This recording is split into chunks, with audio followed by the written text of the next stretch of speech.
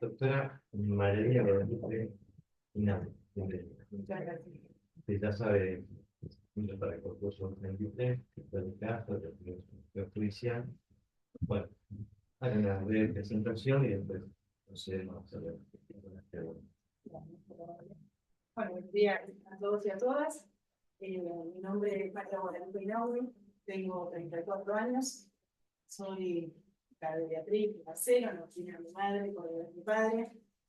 Soy la menor de 4 hermanos, tengo 3 hermanos bastante más grandes. Luego tengo por otro quinto, varón, y papá hizo un matrimonio. Nací en la ciudad de Córdoba, pero cerca de los 4 años, en el año 94, me vine a vivir a la ciudad de Neuquén, mi familia se fue a la ciudad de Neuquén. Así que hice toda mi formación primaria, secundaria, aquí en la ciudad, en mi colegio medio auxiliadora. Luego de lo cual egresé y volví a la ciudad de Córdoba a estudiar, porque ya estaban instalados los hermanos más grandes. Estudié en la Universidad Católica de Córdoba, casi toda la carrera trabajé, fines del segundo año empecé a trabajar en un estudio jurídico muy grande de Córdoba, en el que trabajé 4 años.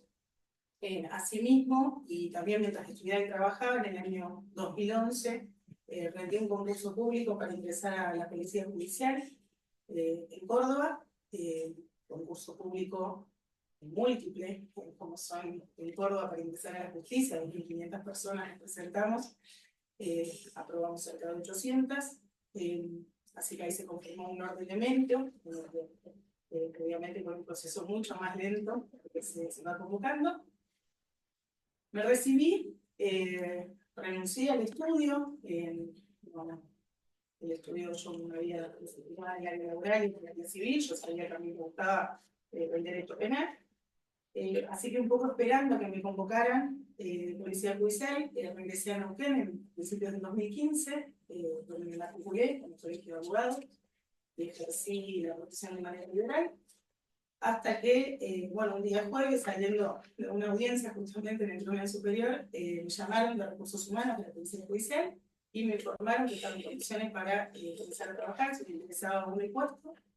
Así que regresé a la ciudad de Córdoba en el año 2015 y comencé a trabajar en la Policía Judicial, pues un organismo muy interesante que tiene Córdoba, toda vez que el proceso penal desde su inicio está judicializado. Funciona paralelamente a las comisarías, el brazo largo se dice el Ministerio Público Fiscal, y estas unidades judiciales están dirigidas por ayudantes fiscales que dirigen el trabajo de los sumariantes. En el caso de mi rol era ser sumariante, trabajan las 24 horas del día, los 365 días del año, lo que implica cubrir no solamente el turno, en el que a uno le toca, de mañana, tarde, noche, sino también cubrir solo, ahí sí, no con los compañeros de trabajo ni con el ayudante fiscal, los trasnoches, de las 12 de la noche hasta las 8 de la mañana, como así también los fines de semana feriados, me ha tocado pasar el nuevo, Pascua. Es un trabajo muy interesante en materia penal, porque es la primera cara que se tiene de la justicia, tanto en aquellos procesos que inician por la denuncia de un particular, como aquellos procesos que inician en flagrancia, en el que uno debe tomarle el procedimiento a la policía. Es muy enriquecedor este sistema que tiene Córdoba de que a la policía le tome ese procedimiento ya un funcionario judicial y no la misma policía la que reciba ese procedimiento. El trabajo allí, como dije, consistía en el sumario de esa causa, la instrucción de esa causa con las medidas más urgentes y más importantes, como entrevistar a las víctimas, testigos, solicitarle al juez que intervenía los allanamientos, pesquisas, etc. Y una vez obtenida esa primera prueba, que era la urgente, elevábamos ese sumario a la fiscalía que por turno le correspondía intervenir. Allí trabajé cerca de un año, en aquel periodo en el que había venido a Neuquén. También había mantenido una entrevista en una embajada en Buenos Aires, trabajo que también me llamó la atención y que me generó una cierta atención de dejar la policía judicial, que me gustaba un montón, pero decidí que iba a ser una oportunidad, creo que única, así que me mudé en el año 2016 de Neuquén a Buenos Aires a trabajar en la embajada del Líbano. no era un trabajo que estaba estrictamente vinculado con el derecho penal muy cerca, sino que estaba a cargo de lo que es la Secretaría General de la Embajada, todo lo que tiene que ver con comunicaciones con Cancillería, con el resto de las embajadas, el asesoramiento también en el marco del consulado, ahí sí quizás cuestiones más legales. Bueno, fue un desafío obviamente muy interesante conocer ese mundo diplomático, pero que ya llegando a fin de año ya sabía que no era donde yo quería seguir y quería formarme. Yo desde chica y en toda la carrera supe que lo que me gustaba era el derecho penal. Así que a fines del año 2016 decidí regresar a Neuquén, con 26 años, que ya estaba toda mi familia, mis hermanos, mis sobrinos. Y volví, bueno, di de alta nuevamente mi matrícula, que había quedado suspendida. Me matriculé también en la provincia de Río Negro y en la Justicia Federal. Y comencé a trabajar en el estudio del doctor Pandolfi, el lugar donde trabajé junto con él 4 años, que significó un crecimiento profesional muy importante, es un abogado de una trayectoria muy amplia, muy grande, que con 84 años seguía yendo al estudio mañana y tarde, seguíamos yendo juntos a las audiencias, incluso participando activamente en toda jornada o capacitación que dictaba el Colegio de Abogados, así que fue muy enriquecedor ese trabajo. Hacíamos exclusivamente derecho penal, tanto en el ejercicio de la defensa como de llanos particulares, no solamente en las cabezas de esa institución, no sé si lo que de Neuquén, sino también en el interior, de ambas provincias, lo que implicaba que con mucha frecuencia tuviera que viajar a Zapala, Chocalá, Cutralcó, Catriel, Bariloche, Roca. Bueno, fueron 4 años, como dije, con un montón de aprendizaje, hasta que lamentablemente en el 2020 con la pandemia el doctor se enfermó, transcurrieron varios meses difíciles, pero estuve internado y estuve a cargo obviamente de todas las causas del estudio, y finalmente partió en febrero de 2021 y bueno, estudió cerrado. Es así que en esa oportunidad mi hermano más grande es abogado, tiene su estudio con su socio en la ciudad de Neuquén, así que hablé con él a ver si habilitaban algún espacio dentro del estudio para poder continuar, y continué todo el 2021 en el estudio. Todos aquellos clientes que habían sido clientes del estudio de Pandolfi, obviamente se les explicó cuál era la situación. Por suerte todos decidieron que continúe representándolos, así que fue un año con mucho trabajo, trabajando sola, con también clientes que llegaban a ser clientes. A fines del año 2021 se abre un concurso en el Ministerio Público Fiscal para ingresar a la unidad fiscal de homicidio como asistente letrado. Decido inscribirme en ese concurso, habiendo transitado distintas etapas, distintos roles de ejercicio de la profesión. Me parecía muy interesante en primer lugar la temática. Creo que la unidad fiscal de homicidios tiene una complejidad quizás que otras fiscalías no tienen, que trabajamos con los delitos más graves del Código Penal, y en materia investigativa es una fiscalía que permite aprender y desarrollar todo el tiempo distintas técnicas y ser creativo a la hora de investigar cada hecho. Un hecho es igual a otro. Me parecía muy atractiva esta temática y en esta cuestión del rol me interesaba mucho volver a formar parte de la fiscalía, así como había sido en Córdoba, que me gustaba mucho, y me satisfacía esta cuestión de prestar un servicio público. Es así que decido rendir, gano ese concurso, y en el año 2022, a ser 3 años, ya juro para ingresar como asistente letrada en esa unidad fiscal que era de homicidios en ese momento, y luego en el año 2023 devino en la unidad fiscal de delitos contra las personas, toda vez que aparte de los homicidios se amplió la competencia, investigamos también todo lo que es lesiones y abusos de armas. El trabajo en la unidad fiscal es un trabajo full time, como trabajamos con esta temática, implica desde la asistencia fiscal del caso en el derecho, cualquier hora, cualquier día, si estamos de turno, estamos disponibles, trabajo de realizar toda la investigación asistiendo al lugar del hecho, yendo a audiencias, de cargos, medidas de acusación, controles de acusación, juicios, tanto con tribunales jueces, tribunales técnicos, como así también en juicios por jurado, ya que muchos de los homicidios terminan finalmente siendo juzgados por juzgados populares. En este caso, el asistente letrado que asiste al fiscal del caso en la investigación de ese hecho, que finalmente va jurado, es el asistente letrado que asiste al fiscal jefe, y luego en el juicio por jurados. Así que he tenido la oportunidad de intervenir en varios juicios por jurados también.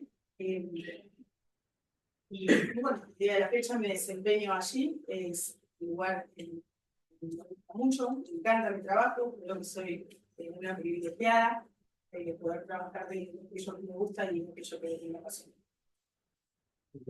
Sí, buen día, ¿qué tal? No se me olvide en la cuestión académica, bueno, me he formado, he hecho especialización en Derecho Penal en la Universidad de Comahue, en Roca, he hecho diplomatura en investigación y juicios por jurados, otras capacitaciones, y actualmente me encuentro realizando, yo estoy en el último trimestre, una especialización en Derecho Penal también en la Universidad Torcuato de Itela, con aspiración de continuar un año más con la maestría. Y ya desde el año pasado también he comenzado a innovar en un ámbito nuevo, que es el ámbito de la docencia, que soy docente de Derecho Procesal Penal desde el año pasado, estoy también con otra comisión más, en la Universidad de Flores, aquí en la sede de la. Bueno, sí, por favor. Buen día. Dos preguntas que quiero hacer. La primera está vinculada al narcotráfico o microtráfico, que bueno, se está implementando un plan estratégico de persecución penal desde la Fiscalía, Sí. el Ministerio Público Fiscal. Me gustaría escucharla, bueno, si lo conoces, si llega el caso, si lo puedes hablar. Sí, bien, el plan estratégico quedó plasmado en una instrucción número 26, en el cual se establecen cuáles van a ser los lineamientos con que la provincia va a investigar este tipo de delitos, que entiendo ha implicado un gran avance en materia de la seguridad también a nivel provincial, que la provincia adhiera a esta ley de desfederalización. Esta instrucción lo que establece, hace primero un análisis, obviamente, de por qué vienen fracasando quizás otros sistemas de investigación, porque ha fracasado esta cuestión de pretender atacar todas las cadenas de consumo, de producción, transporte, comercio, consumo, etcétera, con la misma intensidad, y en focalizar y establecer criterios de priorización a los fines de investigar a estos hechos. De esta manera establece que, por ejemplo, en relación a las personas, vamos a distinguir lo que es el consumidor, vamos a distinguir aquel eslabón, que es un eslabón más débil, que esta misma instrucción califica como fungible, que es el que se conoce como soldadito, o sea, con qué entidad vamos a seguir a esa cadena, a ese rango de esta cadena, y por último, al que es efectivamente el comerciante. Estableciendo que el consumidor, toda vez que se trata de una persona que padece una enfermedad, no se lo va a perseguir, cuando tenemos el fallo de la Corte, el fallo de Priola, que establece, ya dejó aceptado este lineamiento, que sobre aquellos, los soldaditos o que se encuentran en esta franja, se evaluará la posibilidad de aplicar salidas alternativas al proceso, y que la idea es concentrarse en aquellos que efectivamente comercian, que son justamente los que en los barrios traen mayor conflictividad, no solo debido a la actividad ilícita que realizan, sino también a la cantidad de delitos conexos que se ven involucrados en esta problemática. Aparte de las personas, establece también una serie de criterios de priorización en relación a los lugares, distinguiendo los mercados abiertos de los mercados cerrados, estableciendo esto, que la prioridad es justamente atacar o confrontar los mercados abiertos, que son los que generan la mayor problemática social, y también en relación a estos delitos conexos, los mercados abiertos, el kiosco del barrio, que es el que vende, es el que termina generando la mayor conflictividad. También mercados cerrados, aquel que solamente no está en el público, vende exclusivamente a los particulares, o sea, particulares conocidos o diferenciados por otra persona. Bueno, y asimismo también refiere la posibilidad que tiene la provincia de Neuquén a raíz de la extensión territorial que nos permite o nos habilita, creo que de manera mucho más eficiente y eficaz que el juzgado federal, a investigar este tipo de hechos, teniendo en consideración la presencia de la Fiscalía en distintas circunscripciones, presencia de las comisarías, a diferencia del juzgado federal que en la provincia tiene solamente 2 sedes, Maricán y Zapala, que de esta manera se posibilita combatir estos delitos de impunidad. Sí, sí, sí, sí. No, y como cuál es la línea en materia de competencia que, digamos, te derivo, ya sea hacia el fuero federal con el narcotráfico o hacia el fuero ordinario, un fuero Bien, eso provincial está del microtráfico. Sí, bueno, nosotros intervenimos en la última cadena, que sería en la comercialización, la tenencia, comercialización, tenencia simple, siempre que las dosis estén especificadas justamente para la comercialización. Si se trata, por ejemplo, del transporte de grandes cantidades, ya interviene el juzgado federal, que está establecido exclusivamente en ley, si no recuerdo, cuáles son los casos. Por ejemplo, también se establece que si hubiera una causa pendiente en el federal de alguna persona que nosotros en el ámbito provincial estamos investigando, en ese caso la competencia va a quedar requerida también por el juzgado federal. Y otra cuestión que me olvidé mencionar antes, la cuestión de la investigación reactiva y proactiva. Se propicia la investigación proactiva, ¿no? O sea, que se haga las tareas de investigación para atacar justamente con estos hechos que marcaron la anterioridad, sin perjuicio de lo cual, ante mucho reactivo, que es lo que de hecho en estas últimas 3 semanas ha ocurrido desde que se implementó la ley, que es en el marco de allanamientos, por ejemplo, dispuestos por la Fiscalía donde me toca desempeñarme por un abuso de armas, se encuentran estupefacientes con estas características, destinados, fraccionados ya para la venta de consumidor. ¿Y qué significa una investigación? En este caso, la investigación reactiva no es que se deja de lado, obviamente se avanza, de hecho se han formulado, se han realizado 2 audiencias en esta ¿Investigar sobre la causa del narco y de armas? No, en este caso el abuso de armas sigue siendo de la Unidad Fiscal de Delitos contra las Personas, porque de hecho en estos allanamientos no se encontró a la persona a la que se estaba buscando por el abuso de armas. Entonces, de manera independiente, se abrió el legajo contra estas personas a quienes encontraban estupefacientes. Sin perjuicio de lo cual, si se tratara, y así lo establece la resolución, de delitos conexos con el microtráfico, sí los va a absorber la Claro, se cuentan las disposiciones que encuentran, que la nueva, como la callada quemada, como actualmente, ¿quién controla esa cantidad que ahora, a partir desde que se implementó el MUQEM, lo que está teniendo la policía, obviamente, toda la situación en el lugar de hecho mediante fotografías criminalísticas, hasta que se envía al laboratorio, obviamente, para realizar las pericias.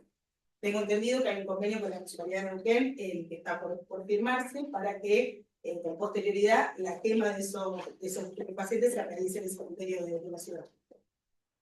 bien, gracias. ¿Qué tal? Buen día. Estoy viendo acá el desempeño a lo largo del concurso, que fue bueno, pero no puedo evitar ver la diferencia entre el puntaje del oral y el escrito. ¿Comentó? Sí, por favor. Para que se defienda, por supuesto. No voy a asumir un error con total honestidad. Eran 5 puntos, los 3 primeros, avancé muy bien. Interpreté el 4.º punto de manera completamente al revés. No, fue un error de interpretación que me arrastró ese error de interpretación a la 5ª consigna.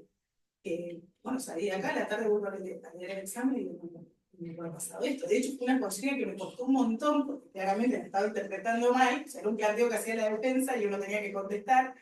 Y yo entendía que era el fiscal el que estaba como replanteando esa cuestión y yo no entendía por qué el fiscal estaba planteando eso. Entonces, todo mi desarrollo de esa consigna era justamente no compartir el criterio del fiscal, porque yo como fiscal haría otra cosa. Es un error que arrastra a la consigna siguiente que estaba vinculada, y sí, fue un error mío de interpretación. Bueno, bueno, son cosas que pasan en los años. Sí, los nervios. Eh, Los nervios. eh, y yo también estoy preocupado, para todos estamos llenos de interrogantes con el tema de narcomenudeo, pero cuando no es narcomenudeo, es un poco más, pero bueno, hablamos de narco, como que se vincula que el narcomenudeo abierto se lo vincula con la pobreza, con el barrio, eh, y a veces tengo la sensación de que como que hay una estigmatización en ese sentido. En cambio, en el cerrado, bueno, ya es el vínculo, gente de mayor poder adquisitivo seguramente, pero creo que en el mercado abierto, se dice así, creo que participan también sectores que no necesariamente son humildes o no solo reciben educación. ¿Cuál es su mirada A ver, creo- social del sí, tema, ¿no? creo que hay que distinguir dos cuestiones. Yo también considero que por encima de esos mercados abiertos de barrio hay gente mucho más poderosa y que de hecho utiliza esos espacios eh, porque se da la problemática, hay consumidores y también entiendo que la cadena sigue para arriba. Y creo que la diferencia en esta cuestión de la priorización que se da sobre el mercado abierto, más que sobre el cerrado, no significa que si uno encuentra o se recibiera una denuncia sobre un mercado cerrado, eso no se va a investigar. No significa eso. Sino que el mercado abierto es lo que genera mayor problemática social en términos de delitos conexos. En un gran porcentaje, por ejemplo, en septiembre de 2023, nos toca intervenir en los abusos de armas. El abuso de armas es un delito que viene creciendo en escalada, en tenido meses de una conflictiva social muy alta en barrios de minero, de hecho en la feria de Villa Seferino, no sé cuántos hechos de balaceras hubieron, y eso está estrictamente vinculado con el mercado abierto y lo que es esta lucha por el territorio en estos sectores. Es por esto que yo entiendo que se decide, en una primera instancia al menos, atacar esos primeros lugares que son los que generan la publicidad, desde los robos, porque son incluso los propios consumidores que cometen robos para conseguir bienes, para luego vender, para poder comprar, los abusos de armas, como dije, peleas, también una gran cantidad de lesionados en estas transacciones, que dificultan también, obviamente, las investigaciones muchas veces porque son las propias víctimas que no quieren denunciar, porque el hecho se cometió mientras iba a comprar o estaba saliendo de comprar, los abusos de armas no quieren denunciarlos tampoco porque se trata de justamente de mandos contrarios y que resuelven a raíz de la ilicitud de la actividad que están ejerciendo también los problemas que resuelven por fuera del sistema. Y eso es lo que creo que esa es la mayor problemática y lo que a la comunidad entiendo que es una demanda de la comunidad, sobre todo. Que las plazas, los espacios públicos de los barrios puedan volver a ser espacios de convivencia y de paz social. Hay muchos barrios en los que a las 7 de la tarde la gente ingresa al barrio y no sale más, porque sabe que ocurren estos hechos. Entonces entiendo, y me parece criterioso, primero intentar abordar esta problemática, que es lo que mayor cantidad de delitos conexos está trayendo, sin perjuicio de los canales de denuncia que hay para las aplicaciones que tenemos en la UTEM, para denunciar estos otros espacios que por supuesto también se investigan. No estamos hablando que no se van a investigar, sino que estos criterios de priorización permiten de alguna manera encauzar la política criminal de la provincia, primero en este sentido, en lo que es este gran desafío obviamente para todos los operadores jurídicos. Y no es un inconveniente que Río Negro tenga una política distinta, hablando del conglomerado urbano que significa como cabeza de Neuquén, pero que convive con Cipolletti, Fernández Toro, Cinco Salto, bueno, no puede haber un corrimiento o... Yo creo que, a ver, cuando se empezó a discutir esta cuestión de la ley de federalización, siempre lo discutimos en el ámbito de la oficina. ¿Y ahora qué va a pasar? Si nosotros vamos, nos ponemos, tenemos un sistema mucho más severo que el sistema federal, o sea, se van a trasladar todos al Cipolletti porque siguen manteniendo de alguna manera el contacto. Entiendo que son cuestiones que habrá que analizar, me parece que a partir de ahora ir generando estadísticas, siendo prolijos en esos asuntos para poder determinar qué impacto tiene. Y la mudanza va a tener que ver con la efectividad que ustedes tengan. Eso, pero tampoco creo que sea la Sí, solución claro. que vayan a otras provincias. Creo que la desfederalización de este tipo de delitos es un gran avance y creo que a la larga todas las provincias van a terminar implementándolo porque entiendo que resulta, es más eficaz. Si bien el sistema federal al día de la fecha está trabajando ya con el Código Procesal Penal Federal con la reforma, todavía falta aceitar ese proceso para que resulte celero y más eficaz como entiendo resulta el sistema neutrino. Muchas gracias. ¿Qué tal, doctora Inabri? Sí. ¿Cómo le va? Bien. Mi primer pregunta tiene que ver con la primer pregunta, valga la redundancia, que le hizo el consejero Vidal. ¿Cómo se sintió usted en todo el proceso, en la instancia de este concurso, hasta este momento? Sí. Bien, es la primera vez que me toca presentarme. Yo no había inscrito en un concurso con anterioridad, pero es que finalmente puse en la participación. Así que es la primera vez que me presenté a rendir el escrito, el oral. Son instancias de muchos nervios, la verdad no me imaginaba, no sé, uno va pasando los años, ya estudié, me recibí, en mi facultad todos los exámenes fueron orales, o sea, no sentí que iba a volver a sentir esos nervios, eso debo ser sincera. Pero hemos recibido creo que todos los concursantes siempre un trato muy cálido, muy amable, e incluso, bueno, en el oral lo mismo. Salí obviamente con la satisfacción de sentir que había revertido un poco lo que me había ocurrido en el escrito. Entonces el primer día cuando salí acá y vi lo que me había pasado, dije, no, desahuciada esa tarde, le dije, bueno, mañana tengo la oportunidad de alguna manera de revertir, y bueno, creo que lo hice. Eso fue gratificante, pero bueno, por supuesto, hoy en esta instancia, sí, son instancias de nervios, que bueno, que ocurren en estas instancias, con los nervios que uno tiene antes de ingresar a una audiencia compleja o a un juicio. Siempre creo que los nervios son un buen síntoma, que a uno le importa y a uno le preocupa. Y su opinión del juicio por jurado y qué cambiaría en el caso de hacerlo, de tener esa posibilidad. Yo creo que el juicio por jurado es una de las mejores reformas que se han implementado en la provincia, en el que ha sido la primera provincia del país en instaurar el sistema de jurado puro. Creo que si tuviera que reformar algunas cuestiones del jurado, y acá quizás si hay algún juradista que no comparta mi opinión, yo no modificaría la unanimidad, o sea, las mayorías que rigen hoy. Yo creo que la Corte ha sido muy clara y que Neuquén debe defender la autonomía que han tenido los legisladores para disponer la mayoría en 8 votos, que es la mayoría que se le exigen a los jueces. Claro, los dos tercios. Entonces, esta conflictividad o esta cuestión de siempre exigirle más al jurado que a los jueces, creo que no tiene ningún tipo de sentido, y me parece, me cuesta mucho pensar que la voluntad de uno pueda prevalecer sobre la voluntad de 11. Hemos tenido recientemente un juicio por jurado, no me tocó intervenir a mí directamente, pero justo ese día estaba la tarde en la fiscalía, se fui a escuchar el veredicto, en una causa en la que el vínculo nunca estuvo discutido y el jurado votó 11 a 1. Uno piensa, como que, ¿qué ocurrió?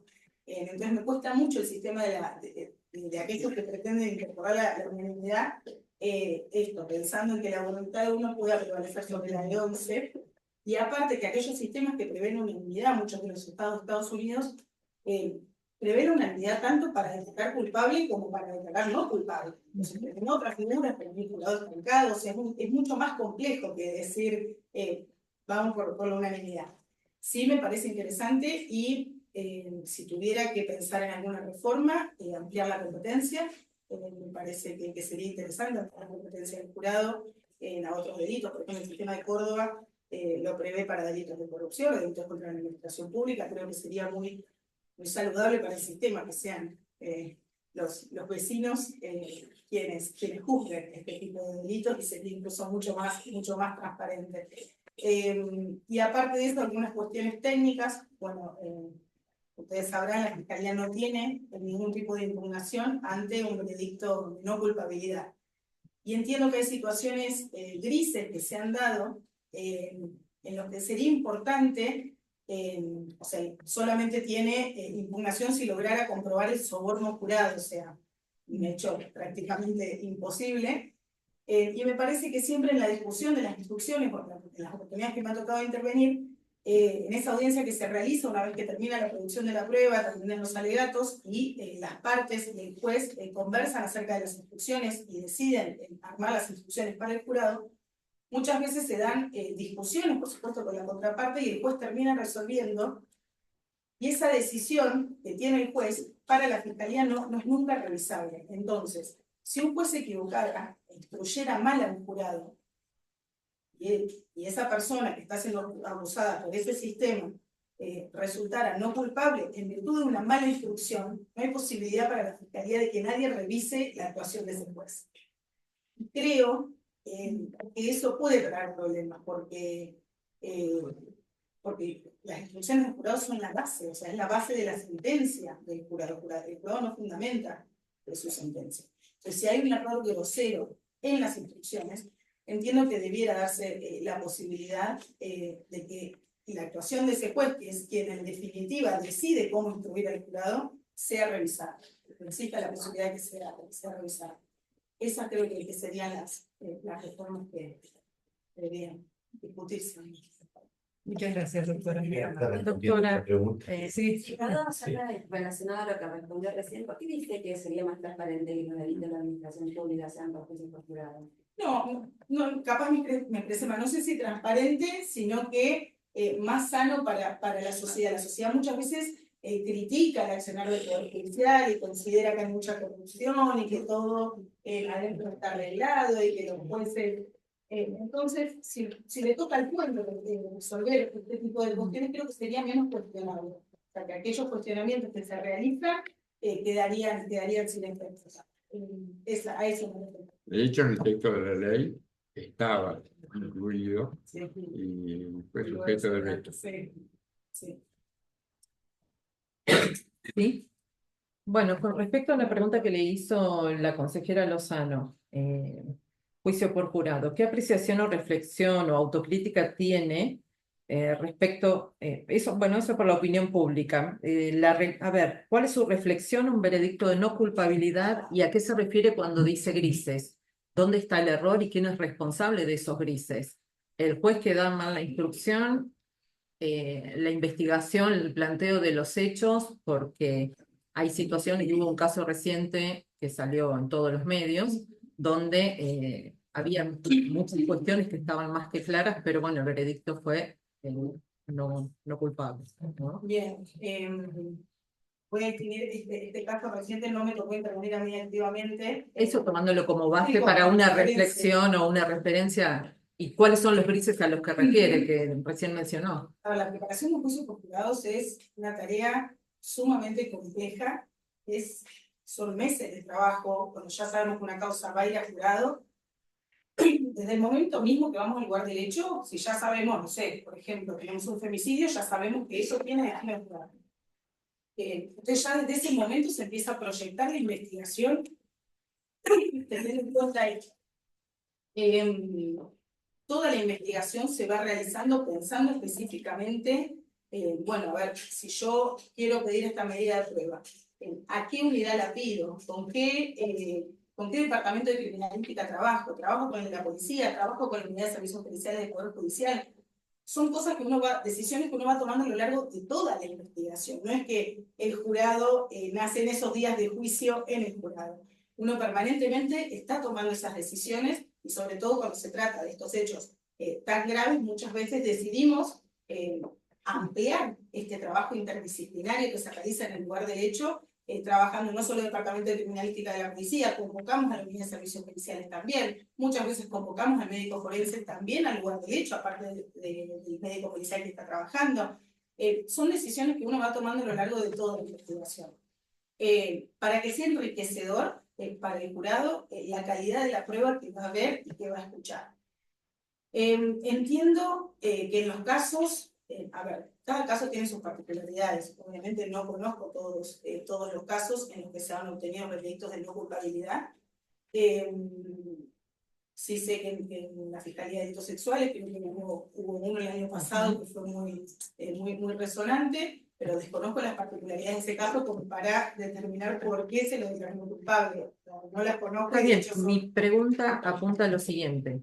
Siendo el Ministerio Público Fiscal el titular Ujú. de la acción, y llegar a eso, ¿cómo lo ve? ¿Qué reflexión, qué autocrítica puede hacer después de un proceso de investigación tan grande al que hace referencia? ¿Sí? ¿Y cuáles son esos grises? Porque hablamos de las instrucciones. Ujú. Los que transmiten las instrucciones es el fiscal y la defensa, la fiscalía y la defensa, para que después las traslade, ¿o no? Se discuten. O sea, el juez podría, yo le digo el deber ser y lo que en la práctica quizás se realiza se realiza mayormente. El juez puede brindarnos él mismo las instrucciones y que las partes, generalmente el día antes a esa audiencia de discusión, ya nos entrega un formulario, un modelo, para que las partes en el marco de esa audiencia discutan y le soliciten al juez, por ejemplo, cómo está descrito este delito. No estoy de acuerdo, considero que es necesario agregar esto, considero que es necesario incorporar un delito como incluido, de acuerdo a lo que se haya dado en el marco de litigio, o sea, el juez es quien instruye. Otros casos, el juez les pide a las partes que cada uno traiga su modelo de instrucciones, entonces muchas veces entre las partes nos hemos puesto de acuerdo, no hubo controversia en cuanto a las instrucciones, pero el juez se le plasma al juez y el juez es quien en definitiva instruye al jurado sobre el derecho. Las partes proponemos maneras de explicarlo. Si tengo que explicar qué significa la alevosía, seguramente la defensa va a querer explicarlo de una manera que sea más acorde a su teoría del caso y nosotros vamos a intentar explicarlo de una manera que para nosotros sea más claro conforme a nuestra teoría del caso. Pero es en definitiva el juez quien decide qué instrucciones le queda y cómo queda redactada. ¿Es el juez entonces el que incurre en el error en las instrucciones? ¿Dónde están los grises? ¿Ahí o en la fiscalía? Muchas veces puede ser que la Fiscalía haga un proyecto de instrucciones y que después reanalizándolo haya quedado confuso, que después lo haya admitido porque no hubo controversia, por ejemplo, pero después uno vuelve a leer la instrucción y dice capaz que esto no se entendió. Y en otras oportunidades que conozco que se ha litigado entre Fiscalía y Defensa en relación a un punto en particular, un punto muy importante de alguna teoría del caso, y en el que el juez consideró, por ejemplo, no era necesario incluirlo. Y quizás eran circunstancias que en ese caso concreto eran muy importantes incluir. Pero esa decisión en definitiva la tiene el juez y la Fiscalía no tiene ningún remedio para que se revise. Entonces, si el juez decide que no es oportuno instruir por un determinado artículo del Código Penal, y considera que no. Y quizás para la Fiscalía era muy importante explicar al jurado eso. Como para la defensa va a ser muy importante explicar un delito menor incluido, que es lo que ocurrió en este último caso, de una tentativa de femicidio, y terminó, no es que lo declararon no culpable, pero terminó condenado por lesiones leves. Y ahí, por supuesto, siempre el delito menor incluido el juez debe incluirlo, pero hay veces que las defensas propician otros delitos menores incluidos que el juez no tenía previstos. Pero en definitiva la decisión es del juez. Bien. Usted lleva casi 10 años trabajando en el fuero, ¿no? Con matrícula, litigando afuera y hace poco adentro. ¿Cuál es su visión del funcionamiento? ¿Qué cree que hay que mejorar y qué resalta en su experiencia? Bien, el funcionamiento Del Ministerio del Público. Ministerio Público Fiscal. Bueno, creo que siempre hay cosas para mejorar y que cada fiscalía tiene, esta cuestión que tiene Neuquén, de que las fiscalías son especializadas, indica que cada fiscalía tenga una problemática distinta. Hay fiscalías que quizás tengan que lidiar de alguna manera con mayor volumen, pero menor gravedad en cuanto a los hechos que se investigan. Hay fiscalías, por ejemplo, como en la que yo vengo trabajando, que quizás no tenemos este problema del volumen, de tener una gran cantidad de causas, pero sí en cuanto a la gravedad. Son hechos en los que no hay margen de error. O sea, tenemos que tratar de minimizarlo lo más posible. Entonces entiendo que va a depender mucho de qué fiscalía estemos hablando.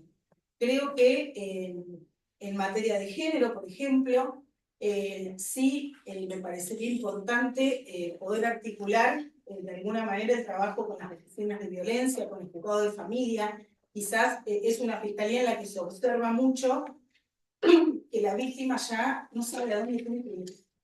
¿Y nunca la ven? No, no está bien. Gracias.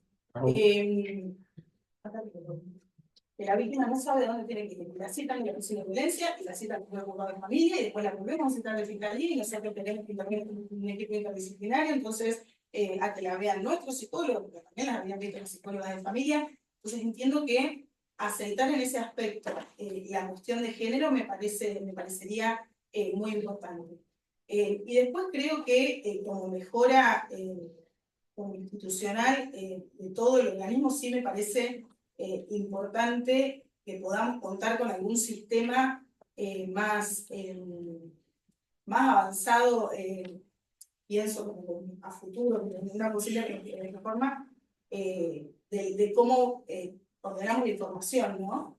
Hoy que lo digital es lo que empieza a predominar, me parece que el sistema penal aún no responde a esa demanda. Creo que en los laborales, en los civiles, ya es todo digital, ya prácticamente todos suben sus escritos en un sistema, y que si bien hoy el correo electrónico es, obviamente, los sistemas que web para enviar y recibir los escritos, las evidencias, con el resto del legajo, me parece que establecer ciertos protocolos o ciertas nubes especialmente facultadas para poder compartir esa información. Siempre es información muy sensible. Entonces, en realidad, muchas veces las compartimos en la medida de nuestras posibilidades, en un drive personal, pero crear algún sistema en el que, por supuesto, existe el compromiso de no de las otras partes de no transmitir esta información. Pero creo que eso podría ser un punto a mejorar. Bien. Y el tema de los plazos, que es algo que es un punto débil, sobre todo para el Ministerio Público Fiscal, ¿cuál sería su propuesta o qué cree que hay que mejorar para evitar las caducidades o los vencimientos de los plazos? Bien. Nosotros particularmente tenemos el compromiso que todo el equipo agenda. No delegamos esa tarea en una persona en especial. Hemos creado un sistema que automáticamente agenda las audiencias, usamos lo que es Google Calendar, pero independientemente de ese agendamiento automático, y que ahora hay un nuevo sistema que también por otra vía nos informa, nosotros en lo personal todos lo agendamos en nuestras agendas personales analógicas y en mi agenda personal digital. Y volvemos de una audiencia y lo primero que se hace es, prorrogamos la prisión preventiva de esta persona por 4 meses, bueno, se agenda en ese momento. Hemos aceptado ese sistema de vencimiento, lo mismo, formulamos cargos, tenemos 4 meses para investigar, con la particularidad que en esos casos, por ejemplo, cuando agendamos los vencimientos de la investigación penal preparatoria, se nos corre aviso 1 mes antes, 10 días antes y de vuelta 10 días antes. O sea, no es la alerta solo el día del vencimiento, sino que ya 1 mes antes empieza a alertarnos de que determinada causa está por realizar. Creo que hoy en día, bueno, estas herramientas permiten y posibilitan que todos, a ver, esto nos suena en la computadora, la alarma, en los celulares a todos, y no hemos tenido, en particular desde que yo me desempeño en la fiscalía, no hemos tenido ningún problema con el vencimiento de plazo. Pero bueno, obviamente es una tarea sumamente importante, e incluso el propio Código Procesal Penal, el artículo 80, establece que el incumplimiento de un plazo constituye una falta grave. Entonces, como funcionarios es una responsabilidad absoluta tener que cumplirlos, y por supuesto que no se vence. Por mí está bien, muchas gracias, doctor. Mira, doctora, ¿quiere tomar algo? Está bien. Bueno, yo le voy a hacer una pregunta de carácter personal, en primer lugar. Me interesaría saber cómo ha sobrellevado usted en su trayectoria el apellido Einaudi, porque su papá, bueno, es un abogado muy conocido, bueno, está un abogado también que está haciendo su trayectoria. ¿Cómo lo ha sobrellevado? ¿Te le ha pesado? ¿Cómo lo vive en su profesión, en su actual también cargo? No, a ver, el término dejar aclarado que me comprenden las generales de la ley, absolutamente, así que todo lo que pueda decir, obviamente está Claro. teniendo seriedad absoluta. Yo estoy orgullosa de ser hija de quien soy y para mí es un enorme orgullo. Desde muy chica a mí me gusta el derecho, soy hija de abogada, de mis hermanos, de los 5 que somos en total, 3 ya somos abogados y 4 está estudiando abogacía. Somos muchos, pero con lo lindo, lo enriquecedor de que a todos les han gustado distintas ramas. Entonces, por supuesto, las sobremesas son encendidas, calurosas, las discusiones, pero no lo he llevado como un peso en absoluto. Yo estoy muy orgullosa de ser hija de mi padre y espero que también. Está bien, está bien. Bueno, coméntenos un poco, a ver, respecto, siempre hablando de usted, sus fortalezas, sus debilidades, si las considera, temas a desarrollar que, digamos, hoy podría usted considerar que debe trabajarlo en el corto o mediano plazo, respecto de su persona siempre, y que hace tanto a su vida en general como a la función, en caso de ser elegida fiscal, también le va a ayudar o pesar, digamos, me interesaría por lo menos saber. Bien, a ver si tengo que empezar por mis fortalezas. Considero que a lo largo de estos años, sobre todo en la Fiscalía, he conseguido elaborar un trabajo en equipo constante, el trabajo de la Fiscalía. Es un trabajo, gracias, es un trabajo sumamente interdisciplinario, articulado por distintos organismos y de manera permanente. Que por tener la oportunidad de trabajar en esta Fiscalía, que significa ir a los lugares de derecho, ese trabajo considero que ya lo tengo, lo he adquirido, lo he aprendido y está aceitado el contacto permanente con los gabinetes, el contacto permanente con la policía, que es por supuesto nuestro gran auxilio en esto, que son las investigaciones, tanto con personas de las comisarías como con el personal de los departamentos investigativos que nos asisten, el Departamento de Seguridad Personal, Cuerpo Médico Forense, gabinetes periciales. Entiendo que he adquirido esa práctica en primer lugar. En segundo lugar, considero que a raíz de mi experiencia, y sobre todo de mi experiencia como defensora, tengo una herramienta, un plus que quizás aquellos que se han desempeñado siempre en el mismo lado del mostrador no la tengan, que es que yo automáticamente cada vez que tenemos un hecho, tenemos que formular cargos, yo estoy pensando que va a plantear la defensa, porque me es inevitable pensarlo, porque si yo fuera defensora, ¿qué plantearía acá? Entonces entiendo que eso deviene en una fortaleza, porque tengo la posibilidad al menos de anticiparme, yo considero que me pueden llegar a plantear. Y de esta manera reconocer cuál es la debilidad del caso. Ningún caso tiene todas sus aristas extremadamente fuertes. Entonces poder adelantarnos y reconocer cuál es la debilidad me parece importante. Y por último, creo también que he aprendido, y que es algo que a mí en lo particular me gusta mucho, el contacto con las víctimas o familiares de las víctimas, por supuesto, en casos de homicidios. Siempre me he preocupado y me he ocupado de mantener un contacto completamente directo en el cual se le explica cuáles son los pasos a seguir, qué es lo que va a ocurrir, qué delito se va a imputar, poder hablar con ellos también acerca de sus pretensiones. Muchas veces las pretensiones de la víctima van en contra del principio de legalidad, o sea, no, quizás uno tiene que imputar siempre guiado bajo la objetividad de un determinado hecho y ellos quieren una prisión completa. No se puede. Entonces, he adquirido la paciencia y la empatía de poder transmitir y siempre estar en permanente contacto con las víctimas. En cuanto a mis debilidades,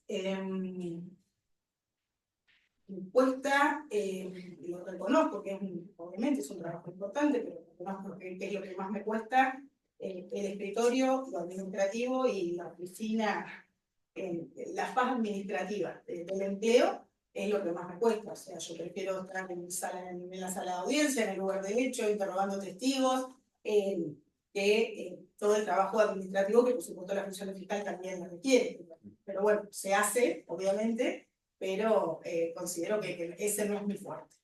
Está bien. Bueno, esta última pregunta apunta más que nada, me gustaría una opinión integral de lo que le voy a mencionar ahora. Hace pocos días han presentado un proyecto en la legislatura que quieren examen toxicológicos obligatorios para los funcionarios de los tres poderes del Estado. ¿Sí? Bueno, si tuvo oportunidad de leer la propuesta, por lo menos el comentario de los periódicos, ¿qué opinión le merece la idea? ¿En qué cambiaría la propuesta esta al servicio del Estado en sí, para el funcionario? No sé si, a ver, arranquemos por ahí, después la otra consulta. Conozco que está el proyecto, pero no he tenido la oportunidad de leerlo en su integridad. Creo que o sea, como anhelo de la sociedad me parece que es una buena propuesta, considerando esto, somos todos servidores públicos. Y como servidores públicos que somos, debemos respuestas y nuestra actuación obviamente debe corresponderse con honra y con ética, etc. ¿En qué veo la complejidad? Creo que sí es una cuestión que si se judicializara, puedo considerar que hay alguna afectación De derechos de constitucionales. derechos constitucionales. Las acciones privadas de los hombres que dejen no ofendan a Dios ni a los terceros están reservadas. No ofendan a los terceros están reservadas a Dios. Entiendo que si se judicializara el conflicto, podría obtener otro tipo de respuesta, pero creo que para la sociedad es interesante. Un proyecto pochoclero. Y usted con ese criterio, perdón, ¿lo pondría invocando el artículo 19 de la Constitución como funcionaria? Si en caso de Claro. aprobarse la ley y fuera sometida a un control, ¿cuál sería su postura con ese criterio, con lo que acaba de decir, no mencionar el artículo 19? No tendría ningún problema en someterme, no, pero considero por eso, si existieran personas que resultaran reacias a someterse, creo que tienen amparado constitucionalmente su pretensión. Yo no tendría problema en hacerlo en absoluto, pero sí entiendo que puede haber algún conflicto. Gracias. De mi parte. Doctora, un poquito relacionado a lo que le contestó al consejero con respecto a su fortaleza, ¿cómo te integras su equipo de trabajo? Mi equipo de trabajo está integrado. Yo soy asistente letrada de la fiscal del caso Lucrecia Solá, a partir de septiembre del 2023 hasta la fecha. Antes estaba con la doctora Javier Pitanqui, que luego pasó a la unidad fiscal de género y diversidad. Actualmente rindió hace poco otra asistente letrada, pero aún no se han asignado esos roles. O sea, somos un fiscal, un asistente letrado, y hasta el año pasado, fin de año, 2 empleados. Y ahora se incorporaron 2 empleados más con una nueva reestructuración que se hizo. Y sí, recientemente, cuando era unidad fiscal de homicidio, eran 2 equipos fiscales, la doctora Titán y la doctora Saro, o sea, los turnos eran quincenales. Cuando devino en unidad fiscal de delitos contra las personas, se agregó un fiscal más, porque el volumen de causa se incrementó, obviamente, absorbiendo lesiones y abuso de arma de manera considerable. Entonces eran 3 fiscales con 3 asistentes letrados. Pero ahora con la incorporación del menudeo, una de las fiscales, que es la doctora Moreira, se fue a esta fiscalía, así que volvimos a hacer 2 equipos con turnos quincenales nuevamente, y aún no está establecido si volvemos a hacer solamente homicidios o continuamos con la totalidad de los delitos. Pero sí, los turnos quincenales son complejos, más aún si seguimos con los abusos de armas y las lesiones. Sí, bien. ¿Qué opinión tiene acerca de la policía y cómo se relaciona con ellos? Bien, tengo muy buen trato con la policía. Se desempeña en las investigaciones. A nosotros nos toca particularmente, en la mayoría de los casos, en los homicidios, intervenir con un grupo investigativo que es del Departamento de Seguridad Nacional, que tiene distintas divisiones, la división homicidios, la división delitos, la división delitos sexuales, y concretamente con la división homicidios, que son 3 equipos, 3 grupos investigativos. En la mayoría de los casos nos toca por los turnos intervenir con 2, ellos también cambian los turnos los martes, nosotros también, pero ellos cada una semana. Y ya a lo largo de estos años, por supuesto, nos conocemos mucho, cada uno sabe cuáles también son las fortalezas y debilidades de cada equipo con el que trabaja, y se trabaja coordinadamente al momento del hecho con la comisaría, que son los primeros que llegan e inmediatamente nos dan información. El trabajo es sumamente articulado, coordinado y de equipo. Es imposible pensar en una investigación sin trabajar en equipo. Así que sí, o sea, la experiencia, el contacto más fluido, por supuesto, es con ellos, porque con la comisaría quizás es en el primer momento, hasta que llegan el sumario, y después hay una diligencia particular que tengan que realizar, pero siempre sí, ha sido muy frecuente y muy Bien, y de acuerdo a su experiencia en la Policía Judicial de Córdoba, hace muchos años se planteó también un proyecto acá en 2007-2008, creo que fue en la legislatura, de crear una policía judicial en Neuquén. ¿Cómo lo ve ahora con el nuevo procedimiento de 2014 y hasta la incorporación ahora de narcomenudeo? Se necesita tener una policía más especializada, ¿no? Yo creo, a ver, que Neuquén, con el sistema que tiene, no lo veo tan necesario, porque el sistema ya es oral, ya es completamente distinta, no, es mucho más dinámico. O sea, nosotros intervenimos inmediatamente, hay un abuso de armas a la que nos llaman. En cambio, la policía judicial en Córdoba todavía tiene un sistema mixto, hay una gran parte escritural en el proceso, que todo está el sumario, que luego le vamos a la fiscalía, después todo el sumario, el expediente que tramita la fiscalía. Entonces no lo veo desde ese punto de vista necesario. Lo que a mí me parece muy enriquecedor de la policía judicial es que sean funcionarios judiciales los que intervengan desde el primer momento tomando una denuncia. Tomando una denuncia o tomando un procedimiento policial. Porque muchas veces, que de hecho me ha tocado en Córdoba tomar procedimientos policiales en los que el actuar no era correcto. Entonces, advertir que traen a una persona detenida supuestamente por una resistencia de autoridad, y sabiendo que los plazos en Córdoba, que esa persona iba a quedar detenida hasta que llegue la planilla antecedente, que no existe un feriado en el medio, porque eran 106 días. Entonces, si uno advertía esas situaciones, por supuesto, son momentos en los que un llamado al fiscal, siempre con un detenido, como a mí me ocurre ahora, que llama al teléfono y atiendo, se llamaba al funcionario de la fiscalía, se le explica la situación y en su caso ordenaba, si nosotros lográbamos advertir eso, ordenaba la libertad inmediatamente y un sumario al efectivo policial. Eso creo que es muy enriquecedor. Que el sistema esté judicializado desde el mismo momento en que se radica una denuncia.